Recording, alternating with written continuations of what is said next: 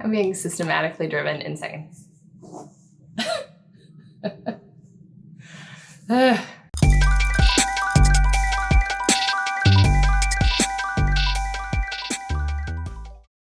Hi everyone, welcome back to my channel. If you're new here, my name is Lauren, and today I am going to be talking about all of the books that I read in the month of May. So overall, May was a fantastic reading month for me. If you are someone who likes stats, here are my stats for the month of May. I completed 9 books, and within those books, I read 3,141 pages. I gave 2 3 stars, 1 3.5 stars, 4 I gave 4 stars, and 1 I gave 4.5 stars. And there was also one book that I did not rate. It was the only book this month that I didn't like. I don't think it was really the book's fault, but overall, it was just such a great month for me. And I am really, really excited to talk to you guys about all of these books today. So let's talk about the books. The first book that I want to talk about is the book that I did not rate. And that book is Ruin and Rising by Leigh Bardugo. I did not like this book, and I genuinely, it was not this book's fault. I am of the unpopular, well, it's not so much an unpopular opinion as it is a very uncommon preference. I don't like to read books in a series back to back to back. To me, doing that is like sitting down for a meal and eating breakfast, lunch, and dinner all in one sitting. I need time to digest what I have read. You know, everyone's been doing these just like marathons of reading the whole series, and I was having some serious FOMO, and so I did the same thing. I knew better. I feel like this is something that I will definitely come back to after I have had some time to work through my feelings of being really sick of this series. It didn't work for me. And yeah, like I said, not the book's fault. I knew better and I did it anyway. So because of that, I did not rate this book. Hey guys, Editing Lauren here. So I realized way after the fact that I completely forgot to mention 2 other books that I read this past month. And I think that I read them on my Kindle, so I think it was just kind of a out of sight, out of mind sort of a deal. So yeah, I forgot them and I couldn't go back and re-record the whole video. So the first one that I forgot to mention was The Ballad of Black Tom by Victor Levi, which I gave 3 stars. And then the other one was The Long Walk by Stephen King, which I gave 4 stars. And if you're interested in learning more about why I gave them those ratings, you can follow the link down below in the video description box to my Goodreads page and read my written reviews about both of those books. So sorry about that. Sorry. Back to the video.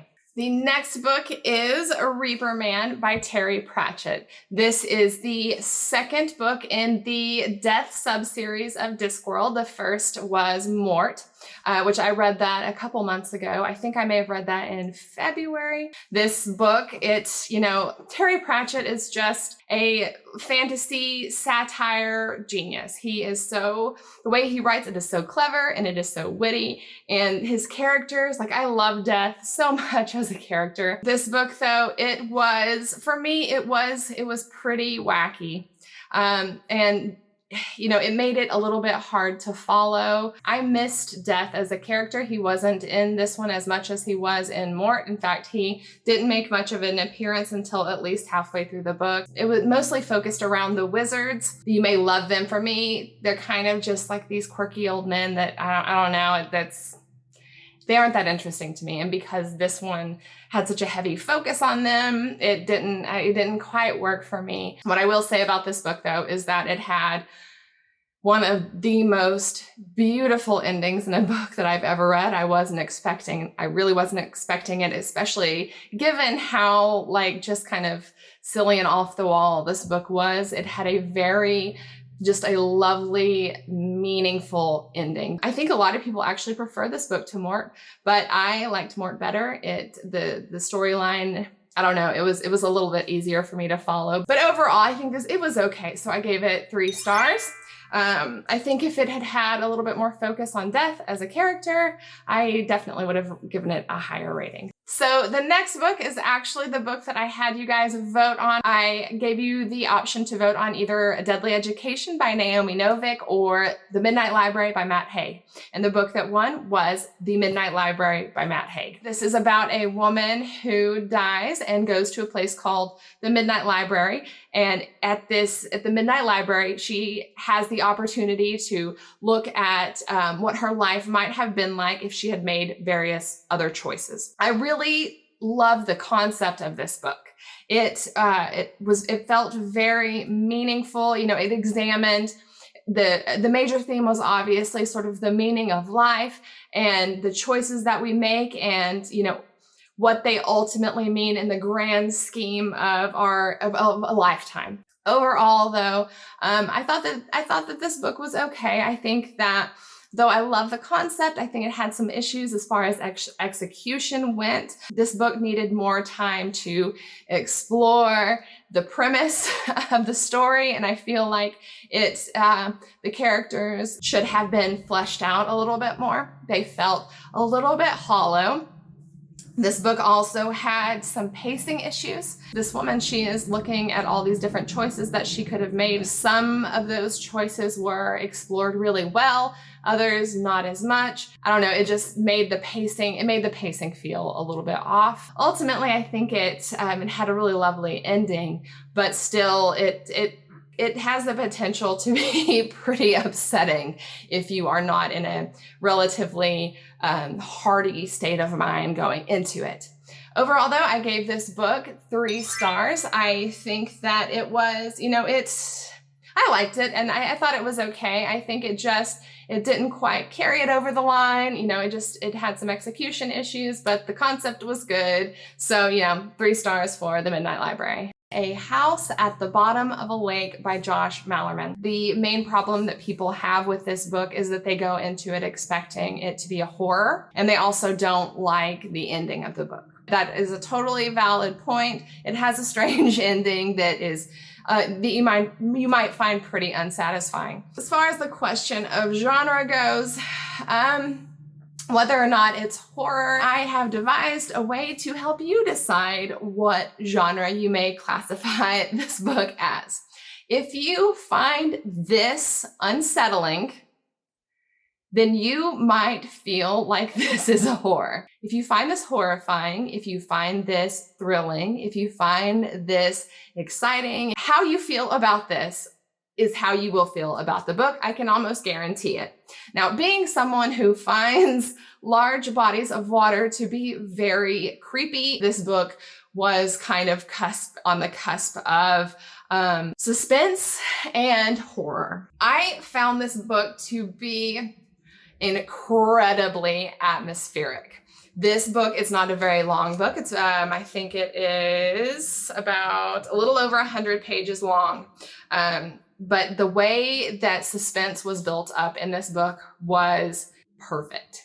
I don't think that this was a perfect book. In fact, I gave it 4 stars because, like I said, the ending, it's a little weird, not entirely satisfying, but the way this book made me feel, it was an intense read. This book also contained a kind of a coming of age story, which historically that's not something that I generally enjoy in books, but this was more or less a coming of age story and it pulled it off. So I really loved this. I think it's a great book. Just go into it knowing that the genre is debatable and the ending might not be entirely satisfying. The next book is The Dark Forest by Cixin Liu. This is the second book in the Remembrance of Earth's Past series. I read the first book, which is The Three-Body Problem. I think I read that in April. And then I read that kind of early in the month in April. And then I read this. This was the last book I read in May.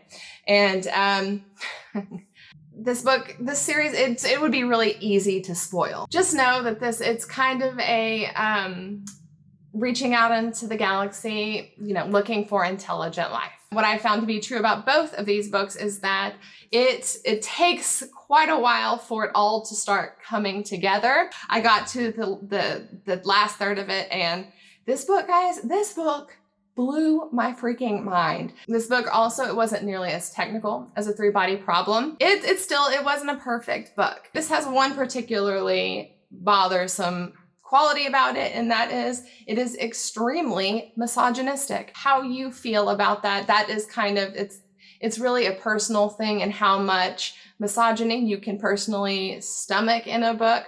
My tolerance is pretty low, and because of that, I gave this book 4 stars. It's still a good rating, but that I took off a whole star because of the misogyny. If you really like hard sci-fi and you don't mind a book that takes a while to really get going, then I highly recommend this series. The next book is The Final Empire by Brandon Sanderson. This is the first book in the Mistborn series.